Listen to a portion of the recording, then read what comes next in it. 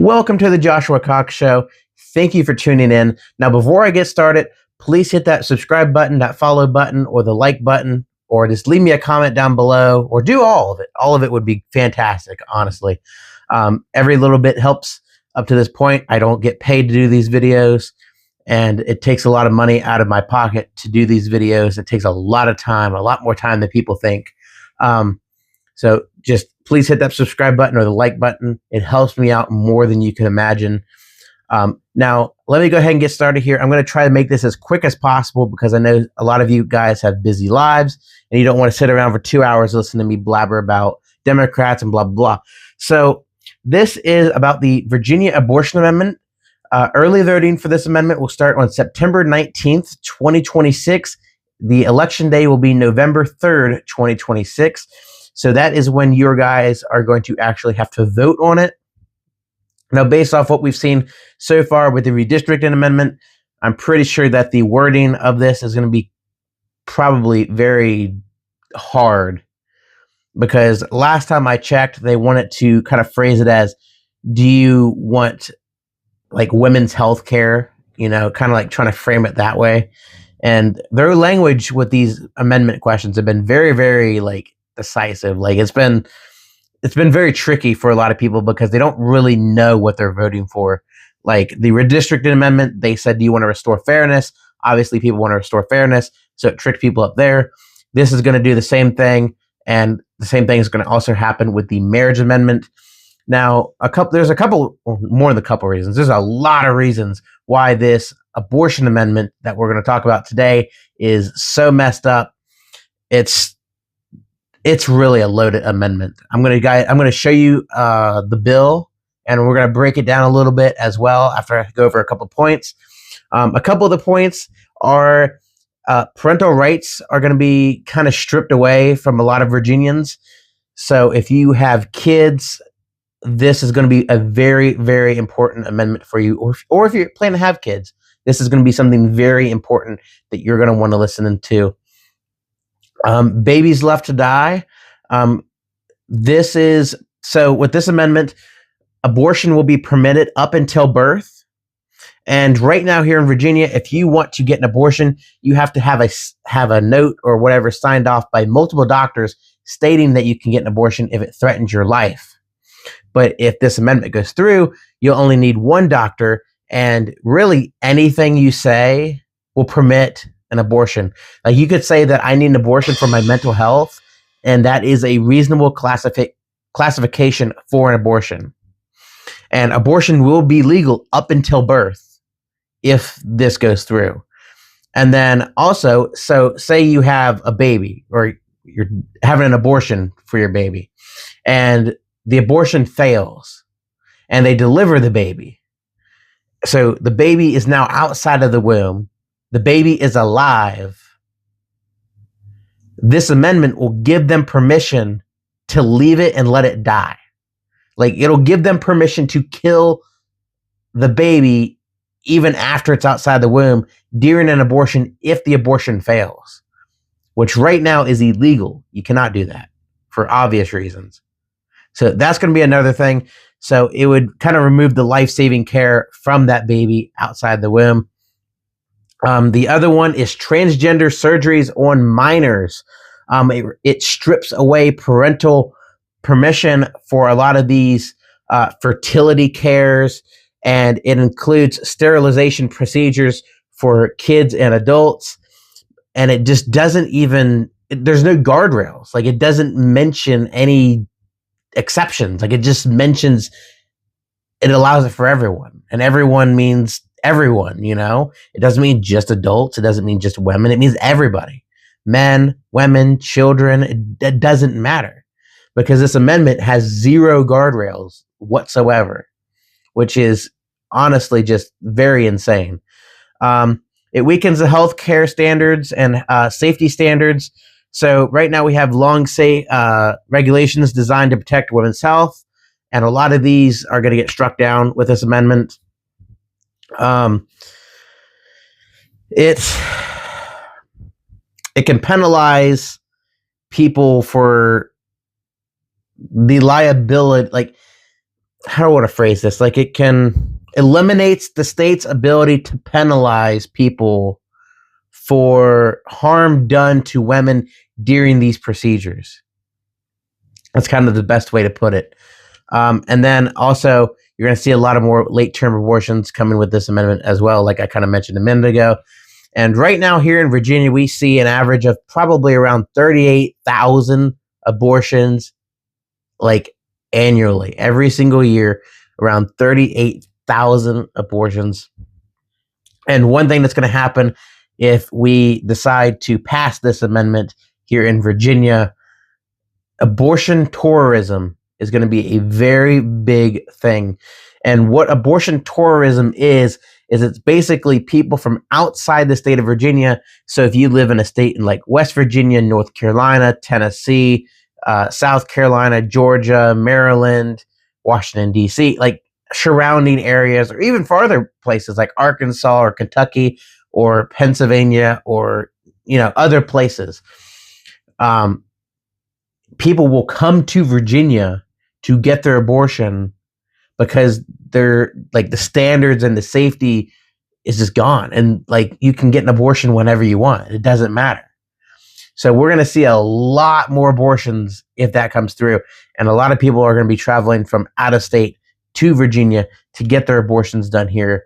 So that's one thing that you also have to take into consideration if you want to allow people from other states to also take advantage of some of these activities or these procedures, I would say.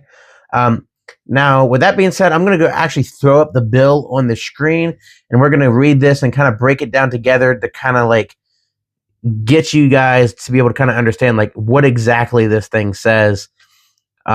Here we are. Article 1 for the Bill of Rights, Section 11A, Fundamental Right to Reproductive Freedom.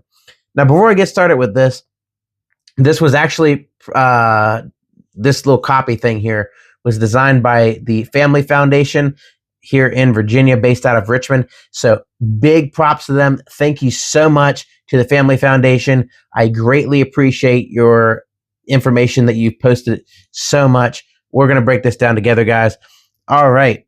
We're going to do it by paragraph. So the first one is that every individual has the fundamental right to reproductive freedom, including the ability to carry out decisions relating to one's own prenatal care, childbirth, postpartum care and contraception, abortion care, miscarriage management, and fertility care.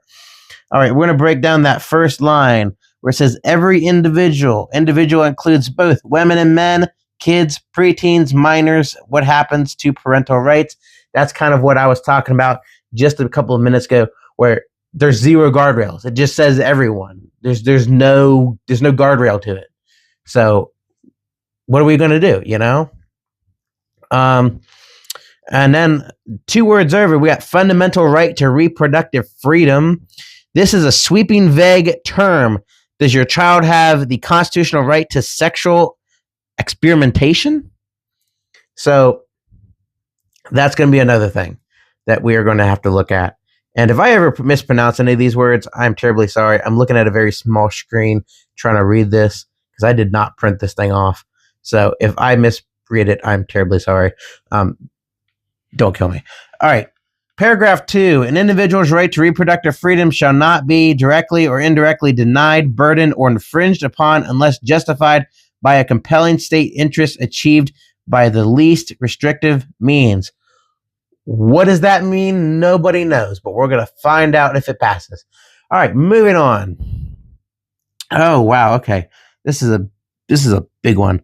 Notwithstanding the above, the Commonwealth may regulate the provision of abortion care in the 3rd trimester, provided that in no circumstance shall the Commonwealth prohibit an abortion that in a professional judgment of a physician is medically indicated and to protect the life or physical or mental health of the pregnant individual, or when the professional judgment of a physician to the fetus is not viable. So up where it says there is no circumstance, despite claiming to permit some 3rd trimester regulation, it takes away the state's ability to limit risky up until birth abortions. So, as you can tell, less guardrails. Let's keep going. Under mental health, it creates limitless exceptions, making it impossible to enforce reasonable safeguards. And you got to think, if you say mental health, you can say mental health for anything. Like you know, like you can use that excuse even if it's not true. Because what are you going to do? Prove it? You can't prove that. You know, so it just takes away from just any type of safety regulation. Let's move on. All right.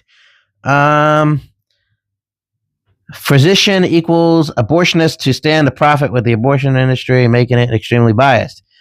All right.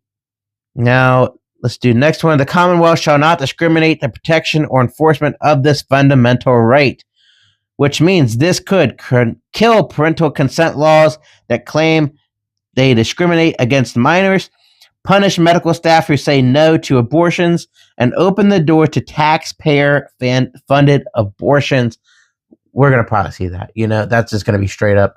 Your tax dollars are probably going to be used for abortions. If this passes, you might as well just assume that's what they're going to do. I mean, Virginia Democrats have been spending money on just about everything else. I would be more than surprised if they didn't use taxpayer dollars for this too. Let's move on. All right. Oh, boy. Okay. Let me try to see if I can look at this screen a little bit. The Commonwealth shall not penalize, prosecute, or otherwise take adverse action against an individual based on such individual's own exercise of this fundamental right or such individual's own actual, potential, perceived, or alleged pregnancy outcomes, including miscarriage, stillbirth, or abortion.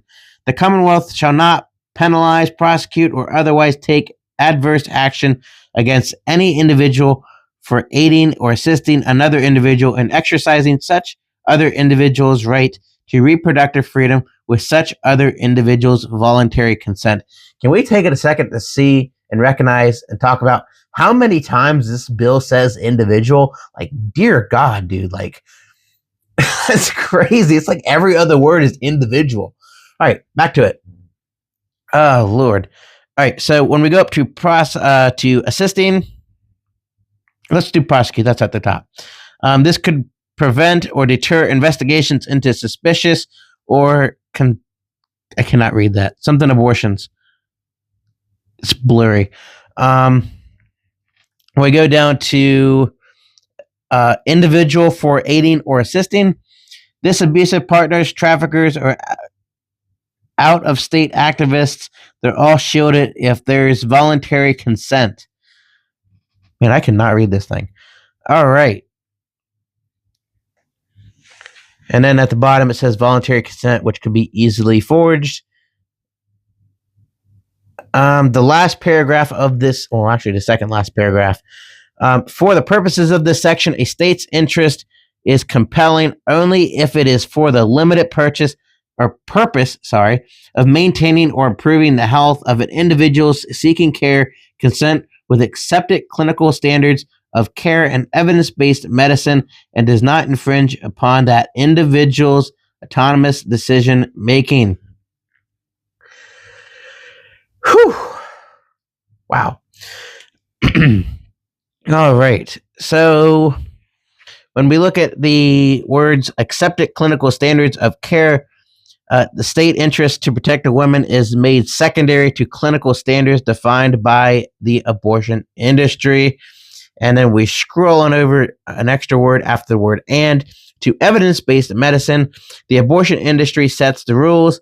The abortion amendment locks in abortion lobby standards as the legal gold standard. And then we scroll on down here to the last paragraph. This section shall be executing. Any provision of this section held invalid shall be severable from the remaining portions of this section. The translation for that was, you wake up the next day in a sanctuary state for big pharma, no guardrails, and for-profit abortion industry. So, yeah, this is a loaded amendment, and I'm sure that a lot of you guys probably have some sort of question that I did not hit, in this big trial video here. If you do have any comments or questions, you can go to the comments down here below and just comment your question, and I will try to get back with you as soon as possible. Or if you have a private question where you do not want to be, asked publicly, or you don't want to publicly ask your question, you can go to www.thejoshuacoxshow.com, go to my Facebook page, or not my Facebook page, my website page, scroll all the way to the bottom, and there will be a little chart down there where you can fill out any questions that you want to ask me in private, and I'll get back to you that way. So thank you guys for watching this video. Yet again, please subscribe, please follow, please like, and thanks for bearing with me for the last 15 minutes. I greatly appreciate it, and I'm super excited to get this video out to you guys and answer any questions that the community has. So thank you, God bless you, and God bless the Commonwealth of Virginia.